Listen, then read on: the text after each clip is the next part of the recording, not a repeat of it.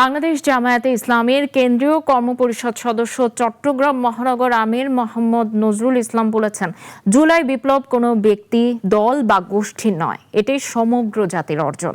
চট্টগ্রামে বাংলাদেশ শ্রমিক কল্যাণ ফেডারেশনের জুলাই বিপ্লবে শ্রমিকদের আত্মত্যাগ ও অবদান শীর্ষক আলোচনা সভায় প্রধান অতিথির বক্তব্যে কথা বলেন তিনি। বলেন, জুলাইয়ের শহীদদের আত্মত্যাগকে দলীয় স্বার্থে ব্যবহার না করে জাতীয় সম্পদ হিসেবে সংরক্ষণ করতে হবে। অনুষ্ঠানে জুলাই আন্দোলনের শহীদ ও আহতদের পরিবারের সদস্যদের সম্মাননা ও আর্থিক সহায়তা প্রদান করা হয়।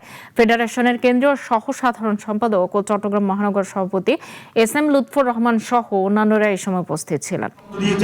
জীবন দিয়েছে, হাত দিয়েছে, পা দিয়েছে, চোখ দিয়েছে, আমার শ্রমিকরা পঙ্গু হয়ে গিয়েছে।